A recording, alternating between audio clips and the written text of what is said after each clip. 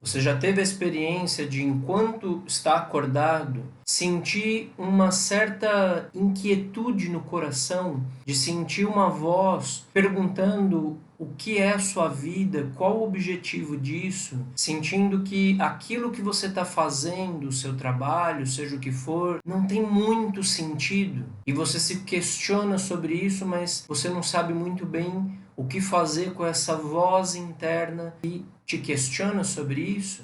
No vídeo de hoje nós vamos explicar a causa por trás dessas experiências e como isso está diretamente ligado à sua vida espiritual e o que a Bíblia nos diz sobre isso. Eu sou o professor Tiago Santana e você está no Simbolismo Secreto da Bíblia. Se você quer assistir mais vídeos como esse, se você quer saber qual é o conhecimento que está por trás da linguagem simbólica da Bíblia, nos acompanhe nos nossos canais, curta esse vídeo, se inscreva, compartilhe e em breve vamos lançar o nosso livro Simbolismo Secreto da Bíblia, onde nós vamos ter a oportunidade de se aprofundar nesse que é o livro mais grandioso e mais misterioso da história da humanidade. A gente faz uma pequena experiência de fechar os olhos e olhar para dentro de si mesmo um pouquinho. O que a gente encontra? O que você encontra? A gente encontra um verdadeiro caos interior. A gente encontra uma corrente de pensamentos que não cessam de saltar de um para outros, um discurso íntimo que não nos deixa, que não nos abandona, conversas desencontradas, pensamos naquilo que temos que fazer sobre o trabalho, num segundo depois estamos pensando na conversa que a gente teve com alguém. Muitas vezes somos invadidos por correntes de pensamentos negativos e a gente muitas vezes não sabe o que fazer com esses pensamentos. Nos vem à tona sentimentos, pensamentos estranhos e muitas vezes o que a gente faz é tentar se distrair deles, é tentar se distrair fazendo outra coisa para poder abafar aquilo. A crua realidade dos fatos é que cada um de nós hoje é uma verdadeira tempestade ambulante. Os nossos pensamentos e os nossos sentimentos, eles não possuem ordem. Eles não possuem uma unidade. Se a gente observa um pouquinho o nosso universo interior, a nossa própria psicologia, a gente pode observar como a gente tem uma psicologia que está completamente desequilibrada, ela está fragmentada. A gente pode assumir isso para nós mesmos ou não, mas isso é um fato. Na grande maior parte do tempo, nós estamos realizando atividades, estamos no nosso trabalho, estamos fazendo compra, o que for, mas nós estamos vivendo a vida numa espécie de piloto automático. Nós estamos fazendo coisas, mas a nossa mente está em outro lugar. A gente está caminhando pela rua, quem nos olha de fora pensa que essa pessoa está plenamente consciente de onde ela está, do que ela está fazendo, só que se tivesse como nos investigar por dentro, se alguém pudesse ver como está a nossa psicologia, a gente está caminhando pela rua, existe uma espécie de nuvem de pensamentos em torno de nós, onde a gente está lembrando, projetando, presos a determinados problemas, presos a determinados discursos íntimos, e por mais que o nosso corpo esteja caminhando numa calçada, dirigindo um carro, comendo um prato de comida em algum lugar, a nossa mente está constantemente aprisionada por essa nuvem de pensamentos e está sempre saltando de um pensamento em outro, de um discurso íntimo em outro, sempre longe, sempre fora daquilo que de fato nós estamos fazendo. A gente está, insisto, fazendo as nossas atividades, mas numa espécie de piloto automático. E grande parte desses pensamentos que nos invadem, eles são contraditórios e são negativos. São pensamentos que não nos trazem um sabor psicológico agradável, muito pelo contrário. São pensamentos que fazem a gente questionar a nossa vida, que fazem a gente não se sentir bem com nós mesmos. E qual é o ponto? Toda essa nuvem de pensamentos e sentimentos desencontrados, elas compõem isso que é o nosso próprio inconsciente.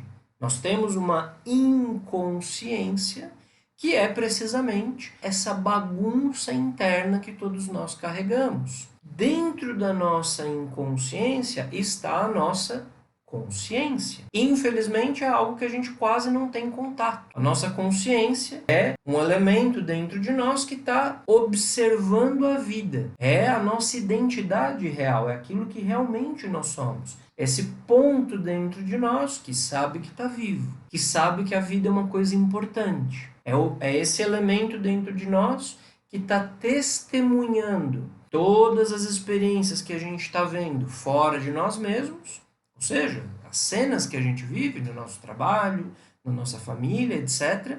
E a consciência também está testemunhando os pensamentos e os sentimentos que estão nos atravessando num dado momento. Pois bem, a nossa consciência, ela é o maior tesouro que nós temos. A nossa consciência é isso que o cristianismo, é isso que Jesus chama de alma. Essa é a nossa alma, é a raiz da nossa identidade. Nossa consciência é um elemento que a natureza dele é uma natureza de paz, é uma natureza de serenidade e é uma natureza de observação. Para a gente poder chegar a captar, para a gente entrar em contato com a nossa consciência, a gente precisa de silêncio. E não só silêncio exterior, mas principalmente silêncio interior. Se os nossos pensamentos e sentimentos, essa bagunça interna que a gente tem dentro da gente, se eles cessassem por um momento, aí nós veríamos a nossa consciência aflorar nesse silêncio e a gente estaria consciente de si mesmo, conscientes da nossa vida e com a nossa consciência ativa. Qual que é o problema? O problema é que a gente quase nunca acessa a nossa consciência. Por quê? Por causa disso que estamos explicando. Porque nós temos essa nuvem de pensamentos e sentimentos que a todo momento nos tiram o contato da consciência. A gente não consegue ter contato com a nossa própria consciência, porque nós temos esse falatório interno que nos impede de estarmos em paz conosco mesmos e com a experiência que nós estamos vivendo. Essa é a razão, por exemplo, a gente já comentou em outro vídeo, aqui a gente traz novamente, de muitas vezes a gente está numa experiência que é agradável, às vezes alguma coisa que a gente esperou muito tempo para que acontecesse, e a gente vê que está faltando alguma coisa. Quantas vezes já aconteceu com você que me escuta, de trabalhar a semana inteira, ficar aguardando de forma ansiosa para chegar ao final de semana. Quando chega o final de semana e que aí você está fazendo aquilo que você queria fazer, seja numa festa, seja fazendo um esporte, seja dando um passeio, caminhando na praia, a gente está fazendo aquilo que a gente queria e que a gente tanto sonhou, mas a gente vê que está faltando algo. A gente achava que quando chegasse esse momento a gente ia estar mais feliz, mas a gente descobre que não está. Isso acontece com as férias de fim de anos. A gente tem a oportunidade de tirar umas férias assim, a gente passa meses sonhando com aquilo, com o dia que nós vamos para o lugar tal, passear na praia tal, nas montanhas, onde for. E a gente sonha com aquilo e faz planos, e imagina, e projeta como vai ser essa viagem. E quando a gente chega ali, provavelmente você já teve essa experiência de não ser exatamente aquilo que nós esperávamos. Por quê? Porque a gente precisa entender que uma coisa são eventos externos, uma coisa são as experiências exteriores que nós estamos tendo na vida, todos os dias. E outra coisa são os estados internos de consciência. Nós precisamos saber combinar de forma inteligente o evento exterior com o estado interior. Isso é viver de forma sábia e isso é viver de forma inteligente. A gente pode estar numa festa e não estar se divertindo. Uma pessoa pode estar numa viagem que aguardou a vida inteira. Pode ter ido para Dubai, para, não sei, esquiar, não sei aonde, o que seja, aquilo que a gente acha interessante. Quando chega aquele momento, pode acontecer da gente não encontrar felicidade, porque a gente não sabe combinar estados internos com eventos externos. Portanto, a gente precisa compreender que quando a gente não sabe viver o momento presente, ter uma mente mais simples, uma mente mais serena, que esteja mais aberta ao momento presente, a gente vai estar sempre sonhando, sempre num estado de sonho, onde a nossa mente está nos levando a fugir do momento presente. A gente precisa aprender que estejamos vivendo uma experiência, mas a nossa mente está em outro lugar e a gente está fazendo aquilo de forma automática, num piloto automático. Isso significa que nós estamos adormecidos, que a gente não está consciente de nós mesmos, conscientes do que nós estamos fazendo, e a longo prazo, isso significa, meus amigos, que nós não estamos conscientes da nossa própria vida. Portanto, se nós queremos compreender o que é a vida, quem nós somos, o que é isso que é a nossa vida espiritual real, como é que se vive uma vida espiritual real, a gente precisa entender sobre os estados da consciência, porque a nossa consciência, insisto, é a nossa alma. E a nossa alma está adormecida, ela está dormindo, ela está exatamente como a bela adormecida num sono profundo e que precisa receber ali o beijo do amor para poder despertá-la. A nossa consciência tem 4 estados fundamentais. O estado de sono. O que é o estado de sono? Quando a gente está na nossa cama, completamente inconsciente, dormindo, e a gente não faz a menor ideia de onde nós estamos. A gente não sabe que está dormindo, não sabe que está na nossa cama. É um estado de sono. Existe um segundo estado, que é o estado de vigília. O estado de vigília é quando a gente abre os olhos pela manhã. E aí a gente começa a fazer as nossas atividades. A gente está com os olhos abertos. Porém, o nosso sono, o nosso sonho continua.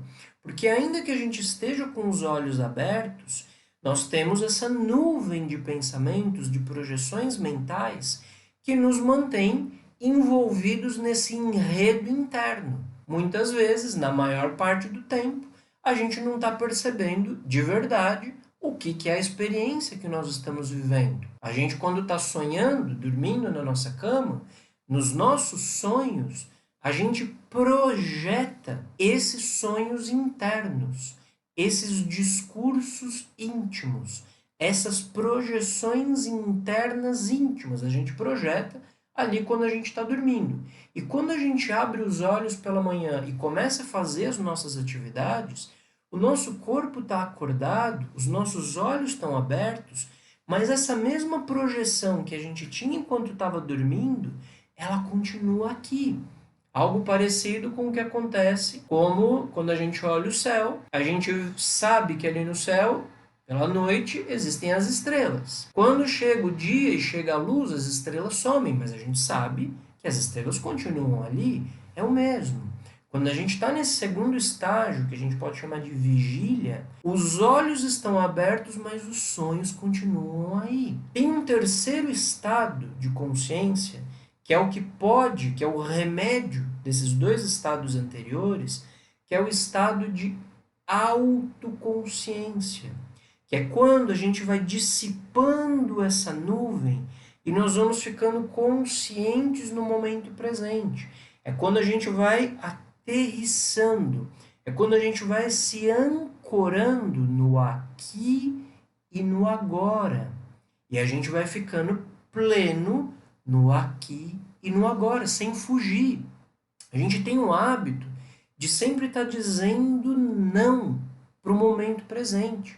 A gente está no trabalho, mas a gente queria estar em outro lugar. Essa fuga o tempo todo, tá fazendo algo, não, mas isso não tá bom, tinha que ser de outro jeito. A comida que eu tô comendo, mas o jeito que a tal outra comida que eu comi era melhor, etc.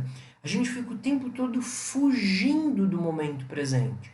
E isso faz com que a gente não esteja consciente, que a gente esteja adormecido. A autoconsciência é esse estado de presença onde se a gente vai se esforçando para permanecer nele, e isso se faz com uma mente serena, não com uma mente tensa, não criando conflitos internos, devagar a gente vai dissipando essa nuvem de pensamentos que nos mantém sempre nesses discursos contínuos e absurdos que nós temos. O estado de consciência vai nos fazendo estar mais presentes. Tenta fazer a experiência.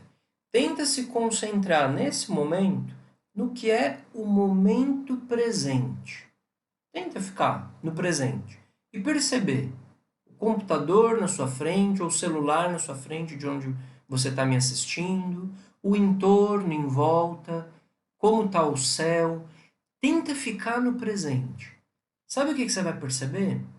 O momento presente, com um silêncio interno e somente observando, ele dura alguns segundos. Você deve ter percebido que após tentar ficar no momento presente, em seguida já entra algum pensamento, algum discurso, algum rótulo mental. Ah, isso eu vi tal coisa. Ah, o céu tá assim porque é mais bonito quando ele fica. Eu gosto quando o céu está desse jeito. Ou porque esse computador, o meu celular é um modelo, tal, tal, tal. Começa uma narrativa interna da experiência que nós estamos vendo. Mas a gente tem uma dificuldade enorme de viver a experiência de forma limpa, sem o julgamento da mente. Isso é o estado de autoconsciência. É você ir ficando no momento presente sem estar com um julgamento contínuo sobre cada vivência que nós estamos tendo. Existe ainda um quarto estado de consciência, que é o estado de consciência objetiva. E o que é o estado de consciência objetiva? É, na medida em que nós vamos nos aprofundando na autoconsciência, nesse estado de consciência de si mesmo, a gente pode ir dissipando essa nuvem inconsciente, essa nuvem contraditória e absurda que nós temos, e nós podemos passar a perceber isso que se chama realidade, a realidade imediata da experiência de estar vivo de forma objetiva e não subjetiva. Nós não conseguimos perceber o que é a realidade imediata de onde nós vivemos, o que é a vida, quem nós somos, qual é o objetivo da existência, aonde está Deus. Nós não conseguimos perceber de forma direta isso, porque a nuvem de pensamentos e sentimentos é um filtro. É um algo subjetivo que filtra a nossa percepção da realidade.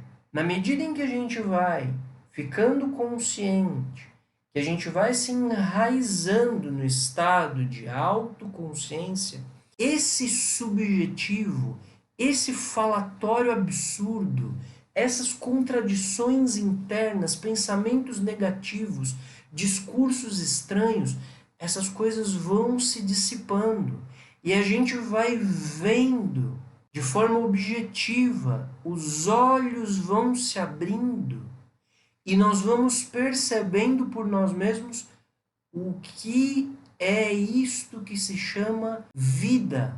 Nós vamos, como se diz no Oriente, começando a despertar. É isso que no Oriente se chama de estar iluminado. O que é essa iluminação? Nada mais é do que a luz da consciência. A luz veio às trevas, mas as trevas não a compreenderam. Meus amigos, o que João quer dizer com isso? Nos evangelhos, a luz, o que é a luz? A luz é o que nos permite ver. O que nos permite ver a nossa consciência? Essa é a luz que cada um de nós carrega dentro de si. E o que são as trevas? As trevas que estão dentro de nós mesmos.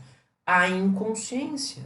Essa nuvem absurda que cada um de nós carrega e que nos faz sofrer todo o nosso sofrimento vem dessa inconsciência, vem dos discursos íntimos. Essa inconsciência está aprisionando a consciência. E na medida em que a luz vai despertando, a inconsciência, as trevas interiores vão se dissipando, nós vamos despertando a vista espiritual, ou o nome que você queira chamar, não importa o nome que se dê.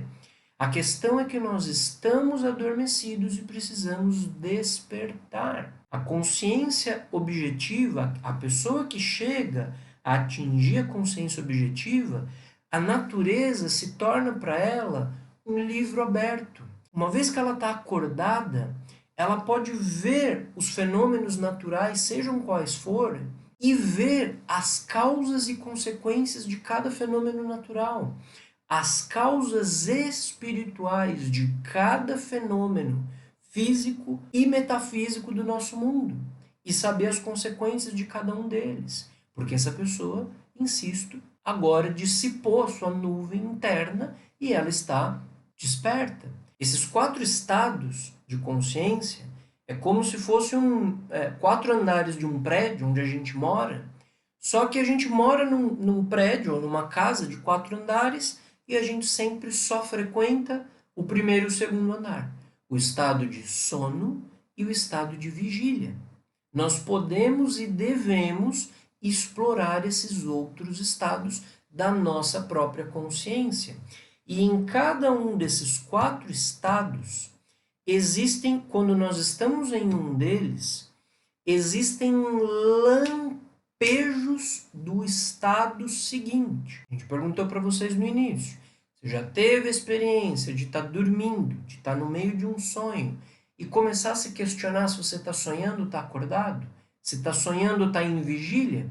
Pois bem, quando a gente está no estado de sono, algumas vezes vem lampejos do estado de vigília. Quando nós estamos no estado de vigília, estamos com os olhos abertos, nós temos lampejos do estado de autoconsciência, que é essa voz interna, como a gente comentou no início do vídeo, que pergunta, meu Deus, mas o que é a vida?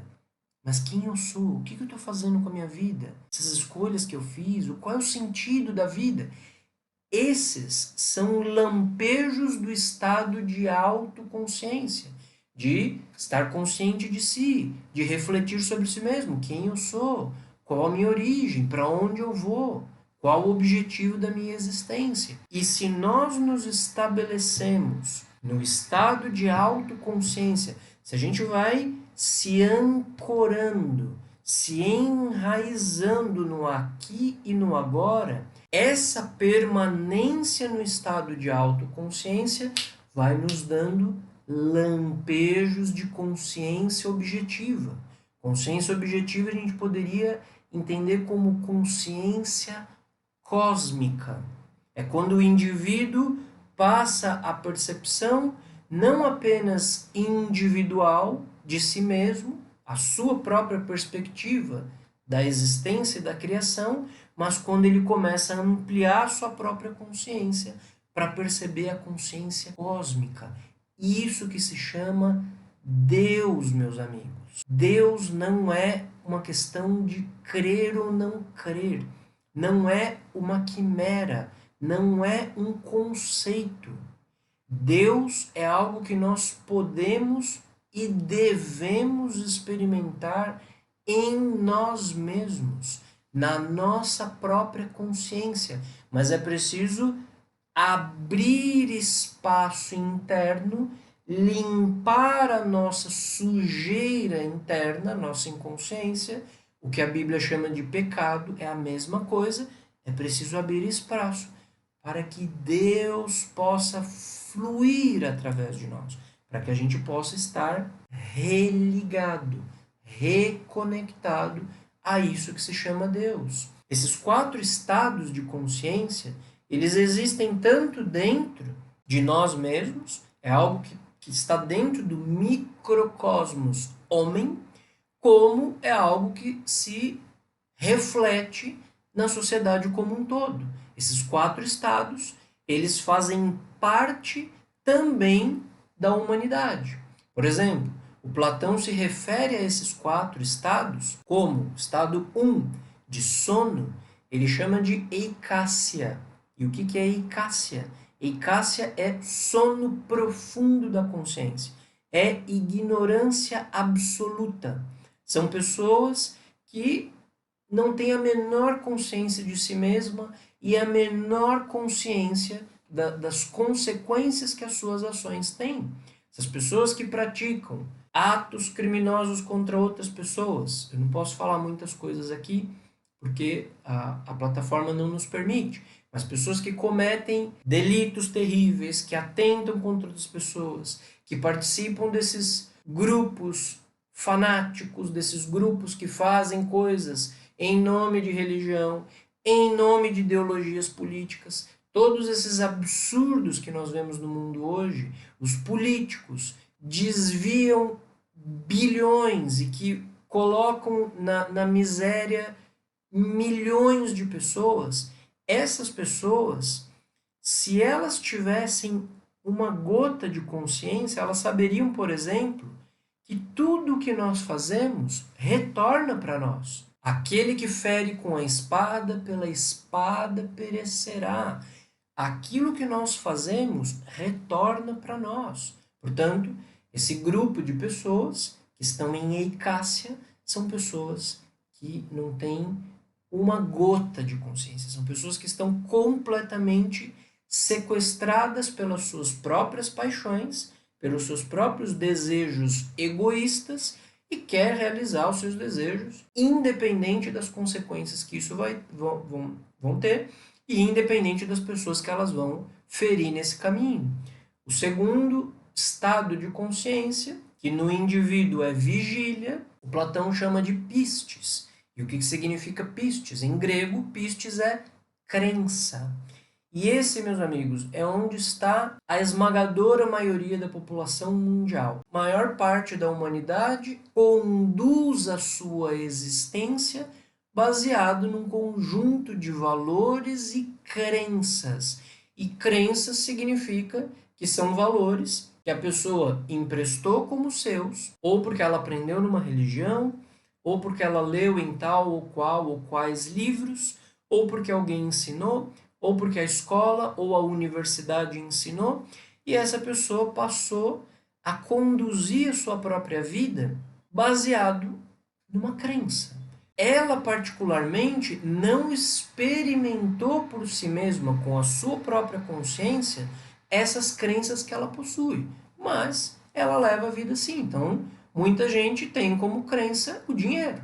E aí estão as pessoas todos os dias vivendo para isso, acordando para isso, lutando para isso com todas as forças, com a crença de que o dinheiro é a coisa mais importante da existência. Existem pessoas que possuem crenças de caráter teórico, de caráter intelectual, e vão às universidades, fazem mestrado, doutorado, pós-doutorado e acreditam que o objetivo da existência é você enfiar informações na mente, informações, como uma espécie de glutão, como uma espécie de pessoa com uma gula enorme, só que no centro intelectual, acreditando que quanto mais dados, quanto mais informações intelectuais ela enfiar dentro da mente, isso vai fazer com que ela se realize enquanto indivíduo, enquanto alma, ou seja o que for.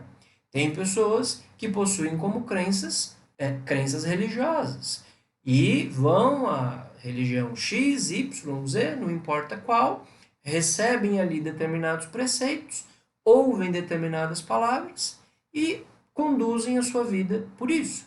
Nunca experimentaram aqueles preceitos, nunca experimentaram aquelas palavras, mas acreditam nisso e apostam a sua alma que a sua vida está sendo bem conduzida, porque está sendo levada de acordo com um conjunto de preceitos que, no fundo, ela não compreende. Eis pistes na humanidade, meus amigos. E, como a gente pode ver, e é fácil concluir, essa é a esmagadora maioria da população mundial. O terceiro estado, que no indivíduo corresponde à autoconsciência, na humanidade seria o estado que o Platão chama de dianoia, que é um grupo, é um grupo de pessoas que nesse momento estão questionando seus próprios valores. São as pessoas que estão realmente começando a renunciar às suas crenças, que entenderam que a crença que ela acreditou até então não lhe trouxe respostas. A sua vida não está mais preenchida, mais feliz, com mais significado por causa das crenças que ela tem. Seja porque ela acreditava no dinheiro e descobriu que o dinheiro não traz felicidade. Seja porque ela acreditava na universidade, nos muitos dados intelectuais, e apesar de ter enchido a mente de teorias, ela vê que não está mais plena por causa disso. Seja pelas crenças religiosas, porque frequentou durante anos uma determinada religião, mas nunca teve sabor de alma, não chegou a de fato experimentar por si mesma isso que é a vida espiritual. Essas pessoas são as pessoas que nesse momento estão buscando, são as pessoas que têm uma mente mais aberta, que estão em um estado, por assim dizer, mais relacionado com a aprendizagem, estão abertas a aprender, estão questionando as suas certezas. E esse é o estado que antecede, é a antessala da sabedoria. O primeiro passo da sabedoria é a gente reconhecer que nós não sabemos. Daí a frase famosíssima, extraordinária de Sócrates: só sei que nada sei. As pessoas que estão em pistes, elas são pessoas carregadas de certezas. São pessoas que estão convictas, ainda que essa convicção seja fruto de uma crença cega, que ela nunca experimentou. E esse estado de certeza, normalmente ele dá uma característica de arrogância. As pessoas que têm muita certeza, elas transbordam isso na forma de orgulho, de arrogância. Muitos líderes religiosos, a gente percebe essa arrogância insuportável. São pessoas que não aguentam, não suportam escutar nenhuma visão diferente. São pessoas extremamente intolerantes, porque o estado de pistes, o estado de crença, ela tem como fundamento psicológico essa certeza e essa arrogância. A pessoa de dianoia, ela já tem uma característica de maior humildade. Ela está mais aberta à escuta. Por fim, o quarto estado, que seria o estado de consciência objetiva, é um estado em que, na humanidade, é representado por esse pequeno grupo de almas que ao longo da história da humanidade lograram dissipar a sua escuridão interior, as suas trevas interiores, a sua inconsciência, os seus pecados, seja o nome que a gente quiser dar. E é esse pequeno grupo de almas onde estão os profetas, apóstolos, santos, grandes filósofos. Nós estamos falando nesse pequeno grupo de Platão, de Sócrates, de Dante Alighieri, de Santo Agostinho, de São Tomás de Aquino, de São Francisco de Assis, Lao Tse, todos os apóstolos e, evidentemente, deste que é o maior entre todos, deste que é a representação máxima da consciência objetiva, que é Jesus Cristo, Jesus de Nazaré. Jesus, é preciso que a gente entenda isso. Jesus é um indivíduo que não possui dentro de si discursos íntimos, contradições internas, sombras interiores. Jesus logrou iluminar a si mesmo. Jesus é a própria manifestação física disso que é a luz de Deus. Não existe nada que crie interferência entre Deus nas alturas, entre a fonte de vida, entre o Criador e a pessoa humana de Jesus. Imagine que Jesus é um raio conectado a isso que é a fonte primitiva de vida, a isso que é infinito, onipotente, onipresente, sem começo e sem fim, que é Deus. Jesus é uma manifestação física, é um raio dessa manifestação da fonte original, que tudo originou, de onde todos nós saímos e para onde todos nós um dia vamos voltar. Portanto, Jesus, o que sai de sua boca é o verbo em si, é a consciência cósmica em si, é Deus em si, justamente porque ele não tem nenhum tipo de escuridão interna, de contradição interna. Portanto, quando nós falamos de vida espiritual real, é disso que nós estamos falando. É um processo de despertar, onde nós temos que ir dissipando a nossa escuridão interna para ir abrindo os olhos para isso que é a vida eterna da qual Jesus nos instrui e fala. A vida eterna, a vida espiritual está aqui e agora diante dos nossos olhos. Nós só não podemos percebê-la porque nós estamos, infelizmente, adormecidos. Daí a urgência de despertar. Daí que Jesus diz: vigiai, despertai. Para mais vídeos como esse, curta esse vídeo, compartilhe, se inscreva no nosso canal Simbolismo Secreto da Bíblia.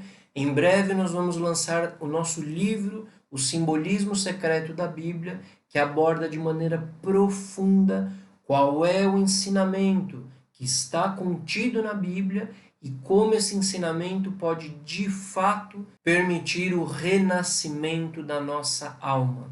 Um abraço a todos e até o nosso próximo vídeo.